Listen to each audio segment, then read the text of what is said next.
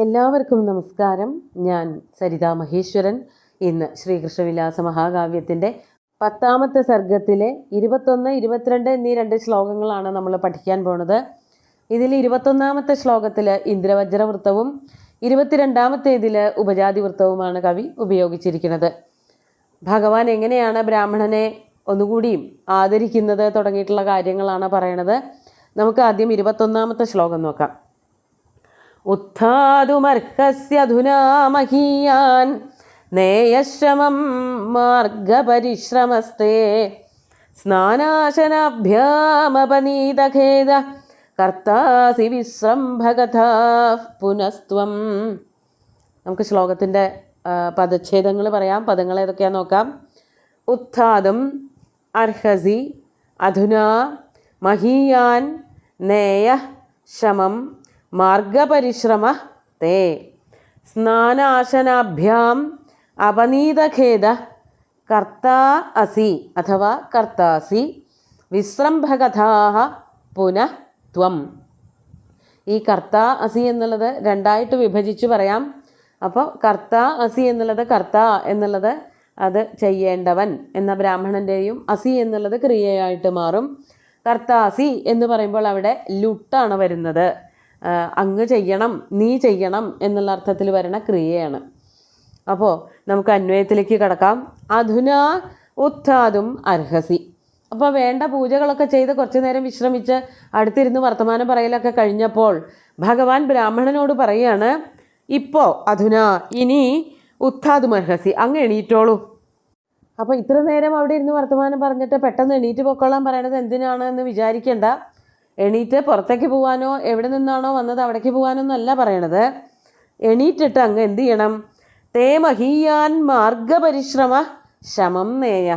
അത്യാവശ്യം അങ്ങോട്ടും ഇങ്ങോട്ടും പറയാനുള്ള കാര്യങ്ങളൊക്കെ അറിയിച്ചു കഴിഞ്ഞു എന്നിരിക്കെ, അല്ലെങ്കിൽ കണ്ടു അത്യാവശ്യമുള്ള കാര്യങ്ങൾ ജസ്റ്റ് ചില കാര്യങ്ങളൊക്കെ സംസാരിച്ചു എന്നിരിക്കെ ഇനി അങ്ങ് ചെയ്യേണ്ടത് വളരെയധികം മാർഗം സഞ്ചരിച്ചു എന്നുള്ളതിൻ്റെ ക്ഷീണം മാറ്റുക എന്നുള്ളതാണ്. ഇപ്പോൾ ഒന്ന് വന്നിരുന്നു എന്നല്ലേ ഉള്ളൂ, പക്ഷേ വെള്ളം കുടിച്ചിട്ടുണ്ടാവില്ല, ഭക്ഷണം കഴിച്ചിട്ടുണ്ടാവില്ല.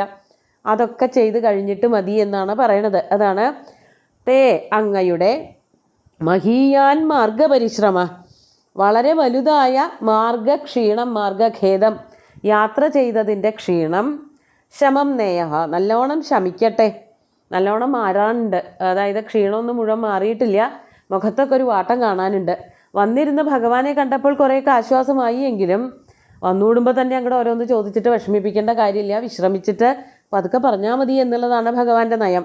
അതാണ് അങ്ങയുടെ പരിശ്രമം ഖേദം, വഴി നടന്നു വന്നതിൻ്റെ ക്ഷീണം, ശമം നേയ നല്ലോണം മാറട്ടെ, പുനസ്ത്വം അതിനുശേഷം ക്ഷീണമൊക്കെ മാറിയിട്ട് സ്നാന അശനപാനാഭ്യാം അപനീത ഖേദ, അത് കഴിഞ്ഞിട്ട് എന്ത് ചെയ്യാം? നന്നായിട്ടൊന്ന് കുളിക്കുക, മുങ്ങി കുളിക്കുക.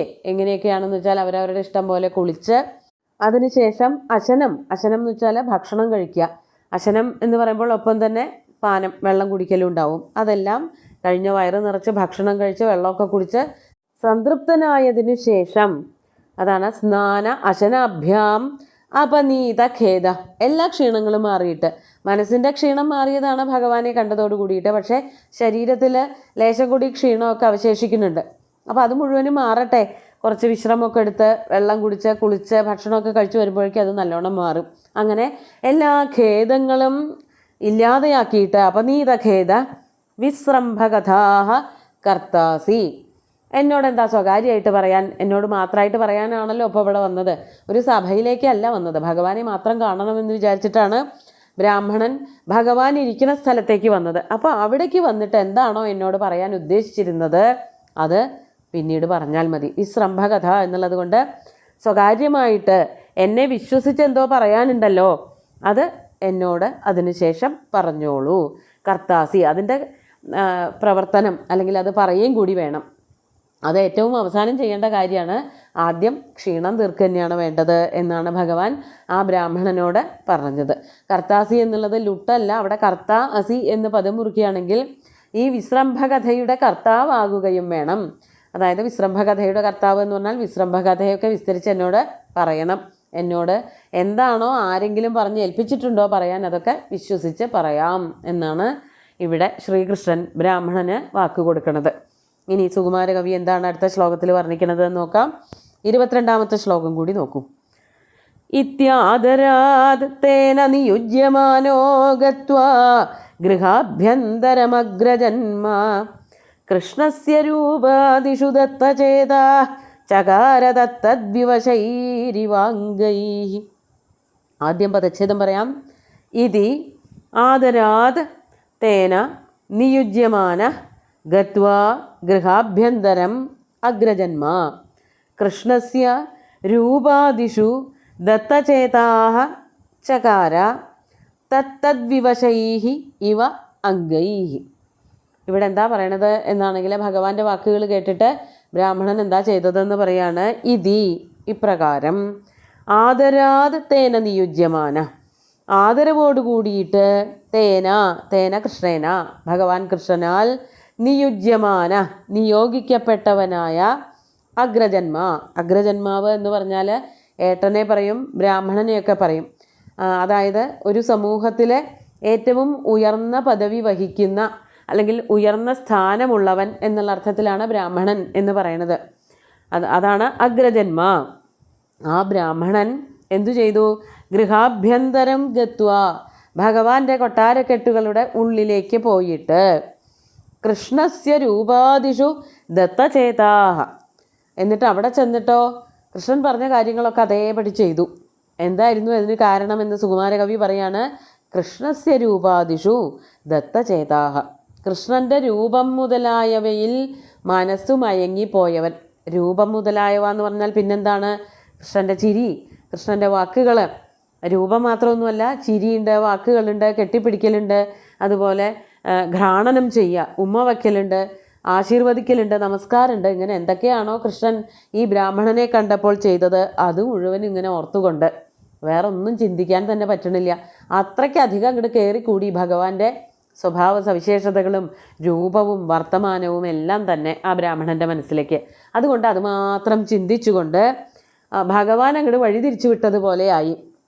അതിലങ്ങോട്ട് ആകൃഷ്ടനായിട്ട് ഭഗവാന്റെ പ്രവൃത്തികളിൽ ആകൃഷ്ടനായിട്ട് മറ്റുള്ള കാര്യങ്ങളെല്ലാം മറന്നുപോയിട്ട് ഭഗവാൻ എന്താണോ പറഞ്ഞത് അതൊക്കെ ചെയ്തുകൊണ്ടേയിരുന്നു. അതാണ് ഇവിടെ പറയണത്. രൂപാദിഷു ദത്തചേതാഃ ദത്തചേതസ്സോടുകൂടിയ ദത്തമായ മനസ്സോടുകൂടിയവനായ ആ ബ്രാഹ്മണൻ വിവശൈഹി അംഗൈഹി അതുകൊണ്ട് തന്നെ വിവശമായ അംഗങ്ങളോടുകൂടി. അംഗങ്ങൾ വിവശമാവണത് എന്താ? ഭഗവാനെ പറ്റി ചിന്തിക്കുന്നതോട് കൂടിയിട്ട് ആ ഒരു പ്രഹ്വഭാവം, ഭക്തിഭാവമൊക്കെ മനസ്സിലേക്ക് കയറി വരികയാണ്. അതുകൊണ്ട് വിനയനമ്രനായിട്ട്, ഒട്ടും അഹങ്കാരമില്ലാത്തവനായിട്ട് ആ സുഖത്തിൽ ഇങ്ങനെ മുഴുകിക്കൊണ്ട്, അതാണ് വിവശൈഹി അംഗൈഹി തത്തച്ചകാര ഇവ. എന്തൊക്കെയാണോ ഭഗവാൻ പറഞ്ഞത് അതൊക്കെ ചെയ്തതുപോലെയായി എന്ന് പറഞ്ഞാൽ എന്തൊക്കെ നിർദ്ദേശിച്ചുവോ അതിനൊന്നും ഒരു കോട്ടം വരുത്താതെ, ഒരു കുറവും വരുത്താതെ ചെയ്തു. അവിടെ ചെന്നു, വിശ്രമിച്ചു, അത് കഴിഞ്ഞ് കുളിച്ചു, വെള്ളം കുടിച്ചു, ധാരാളം വെള്ളം കുടിച്ചു, ഭക്ഷണം കഴിച്ചു. അങ്ങനെ ശ്രീകൃഷ്ണൻ എന്തൊക്കെ ചെയ്യണമെന്ന് പറഞ്ഞിട്ടാണോ ഇവിടെ നിന്ന് ആ ബ്രാഹ്മണനെ പറഞ്ഞയച്ചത് അത് മുഴുവനും യാതൊരു തട്ടും തടവും കൂടാതെ ചെയ്തു. അതിൽ ഒരു സംശയം പോലും ഉണ്ടായില്ല. അതുപോലെയായിരുന്നു ഭഗവാന്റെ ആ വശീകരണത്തിനുള്ള കഴിവ്. ഒരു ചീത്താർത്ഥത്തിലല്ല പറയണത്. ഒരാളെ തന്നിലേക്ക് ആകർഷിക്കാൻ ഭഗവാൻ ശ്രീകൃഷ്ണനുണ്ടായിരുന്ന കഴിവ് അന്യാദൃശമായിരുന്നു. അതുകൊണ്ടാണല്ലോ 16,008 ഭാര്യമാരുണ്ടായിരുന്നു. ഇതൊന്നും പോരാൻ്റെ മറ്റ് ഈ ഗോപസ്ത്രീകൾ മുഴുവനുണ്ടായിരുന്നു. സ്ത്രീകളുടെ കാര്യമൊന്നും എടുക്കേണ്ട, പുരുഷന്മാരും അതുപോലെ തന്നെ ഭഗവാന്റെ വാക്കുകളിൽ വീഴാത്തവരില്ല. വീഴ്ത്താൻ വേണ്ടി പറയണതൊന്നുമല്ല, അതാണ് ഭഗവാന്റെ സ്വഭാവം. നമ്മൾ പ്രതീക്ഷിച്ചിട്ട് തന്നെ ഉണ്ടാവില്ല. ഭഗവാൻ അപ്പുറത്തും ഇപ്പുറത്തും ഈ ബ്രാഹ്മണൻ്റെ മറ്റേ ഭാഗത്ത് ഇരുന്ന് കസാലയിട്ട് വർത്തമാനം പറയും എന്നല്ലേ വിചാരിച്ചത്. അതല്ല ഉണ്ടായത്. എവിടെയാണോ ബ്രാഹ്മണനെ ഇരുത്തിയത് അതിൻ്റെ തൊട്ടടുത്ത് നിലത്ത് വന്നിരുന്നിട്ടാണ് വർത്തമാനം പറയണത്. ഇതൊക്കെ പ്രഹ്വഭാവങ്ങളാണ്, തിരിച്ച് അങ്ങോട്ട് കാണിക്കുന്നതായ ബ്രാഹ്മണനോട് ഭഗവാൻ കാണിച്ചതായിട്ടുള്ള വിനയം. ആ ചേഷ്ടകളിൽ മുഴുവനും മനസ്സ് മയങ്ങിപ്പോയവനായ ബ്രാഹ്മണൻ അങ്ങനെ എല്ലാം ചെയ്തു. എന്തൊക്കെ ചെയ്യണമെന്നാണോ പറഞ്ഞത് ക്ഷീണം തീർക്കാൻ വേണ്ടിയിട്ട് അതെല്ലാം ചെയ്തു എന്നാണ് കവി ഇവിടെ വർണ്ണിക്കുന്നത്. സുന്ദരമായിട്ടുള്ള 2 ശ്ലോകങ്ങൾ ഒന്നുകൂടി നമുക്ക് ചൊല്ലി നോക്കാം.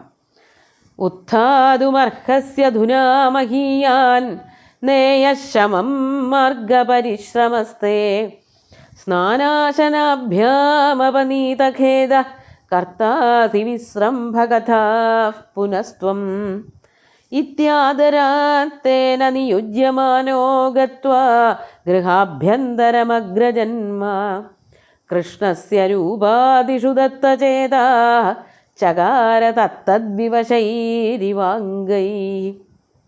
അങ്ങനെ ബ്രാഹ്മണൻ ക്ഷീണമൊക്കെ മാറ്റിയിട്ട് പിന്നീട് ഭഗവാൻ വർത്തമാനങ്ങളൊക്കെ ചോദിക്കും. അതൊക്കെ അടുത്ത ദിവസങ്ങളിൽ കാണാം. സുന്ദരമായിട്ടുള്ള 2 ശ്ലോകങ്ങളും ഭഗവാന്റെ കാൽക്കൽ അർപ്പിച്ചുകൊണ്ട് ഗുരുവായൂരപ്പനെ സാഷ്ടാംഗം നമസ്കരിച്ചുകൊണ്ട് എല്ലാവർക്കും ശുഭദിനം നേർന്നു നിർത്തട്ടെ. നന്ദി.